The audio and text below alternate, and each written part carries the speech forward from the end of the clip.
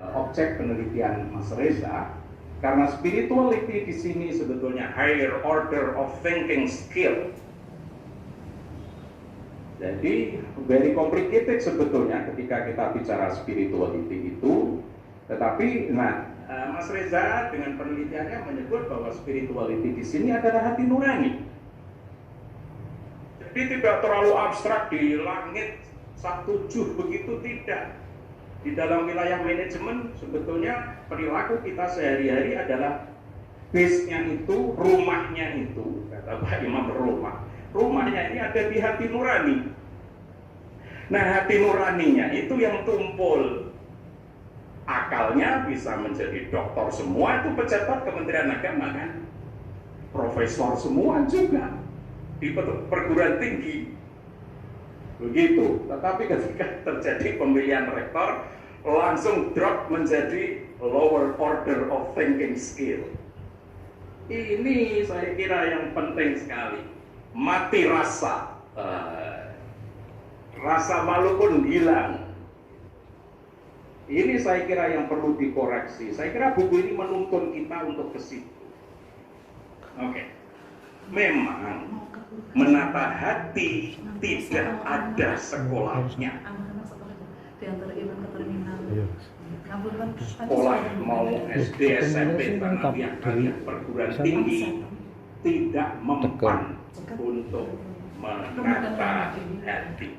Noto ati kui angel, gitu kira-kira. Jadi menata hati itu paling sulit itu. Apalagi suruh semeleh, waduh susah itu.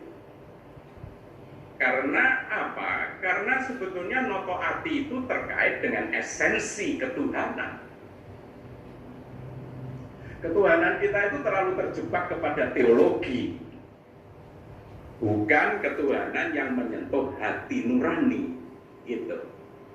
Nah, saya kira nilai lebih daripada Mas Reza itu, dia menyentuh sisi-sisi itu, gitu, yang jarang disentuh oleh penelitian-penelitian sosial, yang jarang disentuh oleh penelitian-penelitian sains, yang jarang disentuh oleh penelitian-penelitian budaya.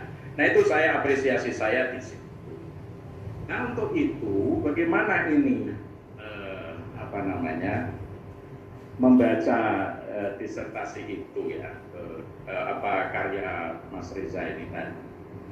Jadi yang disebut human real source HRS itu, maka bukunya menjadi begitu kan, lalu human real resource, perspektif baru peningkatan perilaku kerja organisasi.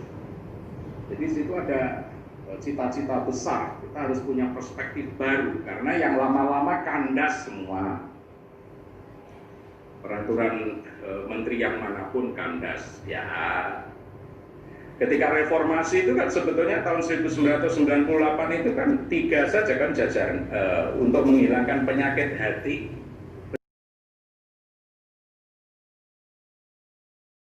Terus manusia ini kok begitu susahnya itu mengurus kejujuran misalnya. Dulu saya yakin kalau lewat pendidikan itu manusia bisa menjadi baik, lewat pendidikan. Lewat pendidikan manusia bisa menjadi jujur. Tapi setelah saya amati soal kejujuran ini, seharusnya yang paling jujur itu kan S2 dan S3 itu. Jadi makin jenjangnya makin tinggi, makin jujur. Ternyata malah tidak itu. Ternyata justru anak TK itu lebih jujur daripada anak SMP. Anak SMP lebih jujur mungkin dengan anak-anak yang di atasnya itu. Sampai-sampai saya sering kali menanyakan, anak SD, anak TK sama SD itu nakal mana? Katanya nakal pada umumnya gitu kan. Rasa-rasanya anak SD kok lebih nakal dibandingkan dari SMP.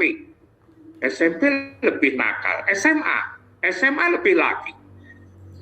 Dari sini saya lalu kemudian merenung gitu kan, gimana caranya ini pendidikan kok makin lama makin seperti ini kalau dilihat dari sisi akhlak, dari sisi dari hati. Begitu juga ketika saya mimpin. Ketika mahasiswa itu baru masuk S1, semester 1 masih nurut sekali. Tapi setelah semester 2, semester 3 sudah mulai bertanya-tanya. Kalau sudah semester 7, semester 8, apalagi tidak lulus-lulus, itu gerakannya lalu demo gitu kan. Maka lalu kemudian di mana letak pendidikan ini? Lalu kemudian juga disuruh baca buku, ya tidak mempan. Dikasih kursus juga tidak mempan. Dikasih pengarahan juga tidak mempan. Dikasih peraturan juga tidak mempan. Maka ketemulah sebetulnya di sini ini memang persoalan yang ada di dalam hati ini. Yang di dalam hati inilah sesungguhnya yang harus diperbaiki, dan yang untuk memperbaiki adalah lewat yang mampu memperbaiki adalah Tuhan sendiri. Jelas sekali apa yang disampaikan oleh Pak Dr. Muhammad Rizal tadi. Hanya lalu barangkali persoalannya itu seperti apa barangkali yang bisa dikerjakan, diselesaikan oleh kita semua, barangkali tidak saja lewat sebuah peraturan, tetapi juga secara otomatis. Secara otomatis setiap orang telah melakukan seperti itu. Dan ini memang adalah agama. Hanya persoalannya kita ini kan semua sudah beragama, apapun agamanya itu.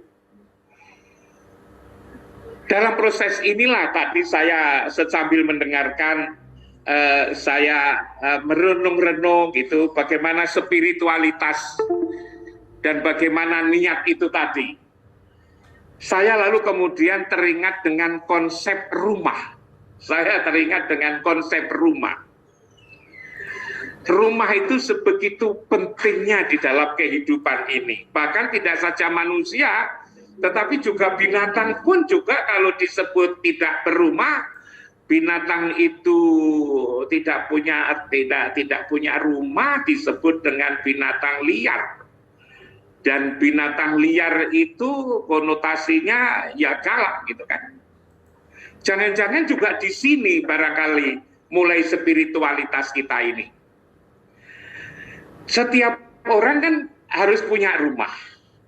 Dan rumah itu harus ditempati. Rumah kalau tidak ditempati biasanya cepat rusak. Dan ternyata setelah saya renung-renungkan sepintas ini,